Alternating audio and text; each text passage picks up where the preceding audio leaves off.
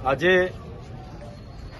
ઝાંખ તાલુકા પંચાયતની જે પેટા ચૂંટણી ડેડિયાપાડા તાલુકામાં આવી છે ત્યારે આ ઝાંખ બેઠક પરથી આમ આદમી પાર્ટીમાંથી યુવા આગેવાન એવા રાહુલભાઈ મથુરભાઈ વસાવાએ ઉમેદવારી ફોર્મ ભર્યું છે. એના સમર્થનમાં અમે બધા આવ્યા છે. જે રીતે ડેડિયાપાડા અને સાગબારાની જનતાએ વિધાનસભામાં લોકસભામાં અમારા ઉપર ભરોસો મૂક્યો છે, એવી જ રીતના આ તાલુકા પંચાયતની ઝાંખની પેટા ચૂંટણીમાં પણ અમારા પર ભરોસો મૂકશે એવો અમને પૂરો વિશ્વાસ છે. સાથે સાથે આવનારા તાલુકા અને જિલ્લા પંચાયતની ચૂંટણીમાં પણ આ ડેડિયાપાડા, સાગબારા અને નર્મદા જિલ્લાની જનતા અમારા પર પૂરો ભરોસો મૂકશે અને ડેડિયાપાડા, સાગબારા, નાંદોદ, તિલકવાડા, ગરુડેશ્વર સહિત નર્મદા જિલ્લા પંચાયતમાં પણ આમ આદમી પાર્ટી આવનારા દિવસોમાં સત્તામાં આવશે એવો અમને પૂરેપૂરો વિશ્વાસ છે. કેમ કે જે રીતે આજે આઝાદીના 78 વર્ષ થયા અને અમે જ્યારથી સમજતા થયા છે ત્યારથી ગુજરાતમાં ભાજપની સરકાર છે. પંચાયતથી લઈને પાર્લામેન્ટ સુધી એ લોકો ચૂંટાયેલા છે.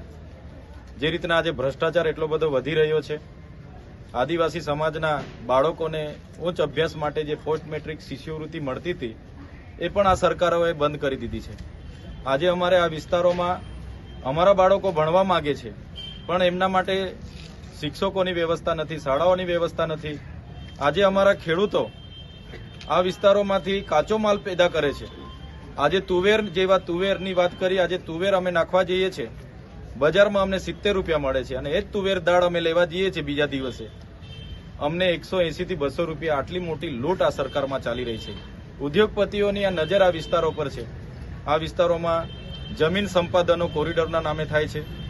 આ વિસ્તારોમાં નકલી કોલેજો, જીએનએમ, નર્સિંગની આવી, એમાં પણ અમારી વિદ્યાર્થીનીઓ, અમારી બહેનો સાથે અન્યાય થયો છે. ત્યારે અમે પ્રજાને અપીલ કરીએ છીએ, જ્યાં પણ પ્રજાની જરૂરત હશે, પ્રજાના ન્યાય માટે લડવાનું થશે, અમારા લોકો સાથે શોષણ થશે, ત્યાં અમે ઊભા રહીશું, લડીશું. જ્યાં પણ અમારા લોકોની શોષણ થાય છે, શિક્ષણ હોય, સ્વાસ્થ્ય હોય, રોડ રસ્તા હોય, ભૌતિક સુવિધા હોય, બધી જ જગ્યાએ આ સરકાર જે અનદેખી કરે છે, ખોટા લોકોને આદિવાસીઓના જાતિના પ્રમાણપત્ર આપીને બેઠી છે. નર્મદાના આટલા મોટા બંધનું પાણી આ વિસ્તારોમાં નથી. નલ સે જલ નામના યોજનાઓમાં કરોડોનું ભ્રષ્ટાચાર થઈ ગયું. મનરેગામાં મટીરિયલના કામોમાં કરોડોના ભ્રષ્ટાચાર થઈ ગયા. ત્યારે આ એક અમારી શરૂઆત છે. આજે હું ધારાસભ્ય તરીકે ચૂંટાયો છું અને લોકોનો અવાજ બનીને સડકથી સદન સુધી લડું છું. ત્યારે આવનારા દિવસોમાં રાહુલભાઈ પણ ચૂંટાશે તો આ જ ડેડિયાપાડાની જનતાનો અવાજ તાલુકા પંચાયતમાં બનશે અને લોકોને ન્યાય આપવાનું કામ કરશે. એટલે ડેડિયાપાડા, સાગબારાની જનતાને અપીલ કરીએ છીએ, જે રીતના તમારો સહકાર અમને વિધાનસભા અને લોકસભામાં મળ્યો છે એવો સહકાર રાહુલભાઈને પણ આપજો અને આવનારા તાલુકા, જિલ્લા પંચાયતની ચૂંટણીમાં પણ આપજો. એ જ વિનંતી સાથે અમે રાહુલભાઈ આજે ફોર્મ ભર્યું છે ત્યારે એમને પણ અભિનંદન અને શુભેચ્છાઓ આપીએ છીએ કે આ ચૂંટણીમાં અમે નિષ્ઠાપૂર્વક લડીશું અને સારા એવા માર્જિનથી આ ચૂંટણી અમે જીતીશું.